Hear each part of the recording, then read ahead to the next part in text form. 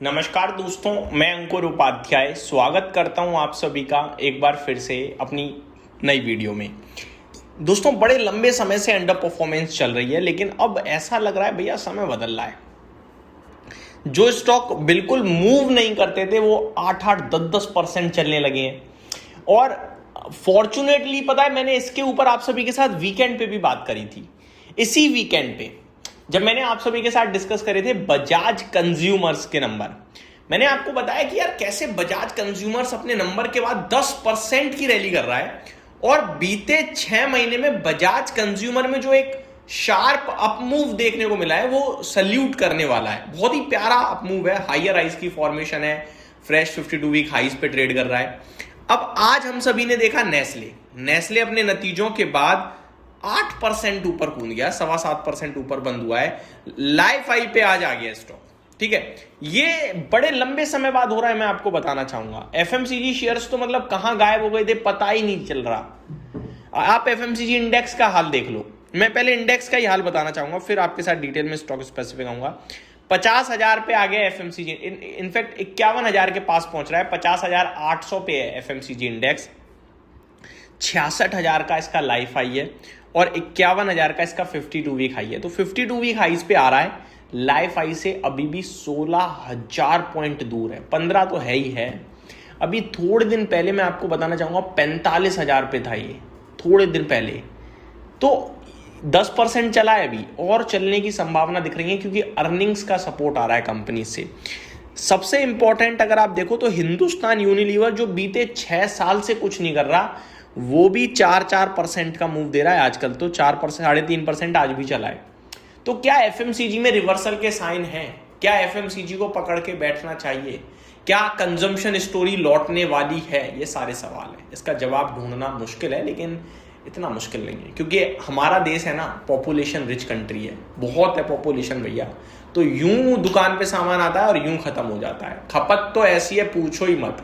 तो मेरा मानना ये है कि एफएमसीजी में आप कभी लॉस नहीं खाओगे, ये मान के चलो। पैसा स्लो बनेगा, फास्ट बनेगा, वो मुझे नहीं पता, लेकिन बनेगा और लॉस नहीं होगा, ये मुझे पता है। ठीक है, अब मैं आप सभी के साथ पहले नेस्ले की ही बात करना चाहूंगा क्योंकि आज टॉपिक ही वही है, स्टार परफॉर्मर है भैया आज का, निफ्टी का टॉप गेनर है। नेस्ले की बात करें तो इसके नंबर्स आए, पहले रिजल्ट्स को पढ़ लेते हैं एक बार। रिजल्ट्स देखें दोस्तों, इनफैक्ट रिजल्ट्स तो पहले ही नहीं, आज ही आए हैं। हाँ जी, standalone net profit company का 885 करोड़ से बढ़कर 1114 करोड़ पे आया। बहुत ही ज्यादा कमाल का जंप था ये, क्योंकि अनुमान 1000 करोड़ का था, उसके सामने 1114 करोड़ आया। तो 114 करोड़ अनुमान से ज्यादा, बेहतरीन।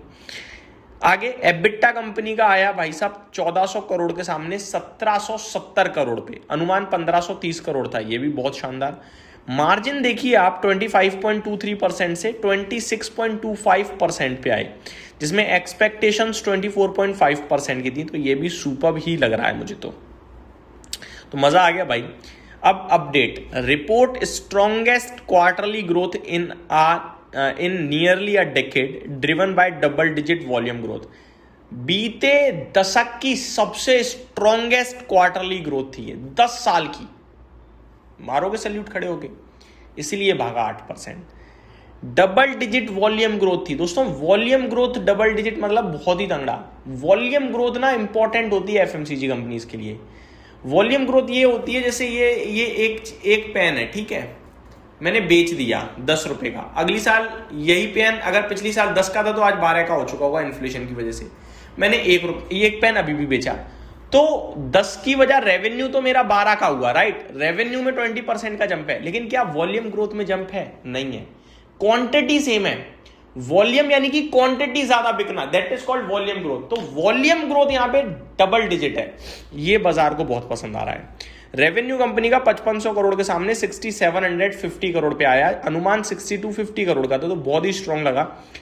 अब कंपनी ने क्या कहा है वो बताता हूं। says it will stay focused on key fundamentals, delivering double-digit volume-led growth and gaining market share for 26। तो वित्त वर्ष 26 में इनका थोड़ा मार्केट शेयर बढ़ा है, डबल डिजिट वॉल्यूम ग्रोथ आई, जिसकी वजह से आपको ये स्टॉक में आज बहुत ही शानदार तेजी भी देखने को मिली है। अब भैया ये तेजी तो आ गई, सवाल ये क्या पूरा एफएमसीजी रिवाइव कर रहा है? देखो बजाज कंज्यूमर छोटी कंपनी जरूर थी लेकिन संकेत आई। नेस्ले बड़ी कंपनी है, संकेत आई। एक आध कंपनी का और इंतजार कर लेंगे, ठीक है। स्पेशली मेरे को लगता है ब्रिटानिया जैसी कंपनीज खपत को ज़्यादा अच्छे से दर्शा पाती हैं, तो यहाँ पे ध्यान देंगे। साथ ही साथ ध्यान देंगे हम टाटा कंज्यूमर पे, क्योंकि वो भी मार्केट पूरा कैटर करता है। कोलपाल एक ऐसी कंपनी है जो बड़े लंबे समय से कुछ खास नहीं कर रही, क्या वहाँ पे ग्रोथ आएगी वो भी देखना इंपॉर्टेंट होगा। अब आज का तो नेस्ले स्टार परफॉर्मर निकल गया भैया, नंबर्स भी आ चुके हैं। अब मैं एक बार चेक कर लेता हूँ कमिंग वीक में किस FMCG कंपनी के नंबर आने वाले हैं। तो यहाँ पे मेरे पास अभी और दूसरा कोई स्टॉक आ रहा है क्या स्क्रीन पे जिसके नंबर्स आने वाले हैं और FMCG से है, तो अभी तो मेरे को दोस्तों नहीं दिख पा रहा है। इस हफ्ते तो नहीं है, शायद अगले हफ्ते एक बार चेक कर लेते हैं जिसके हमें क्लोजली वॉच करने होंगे नंबर्स।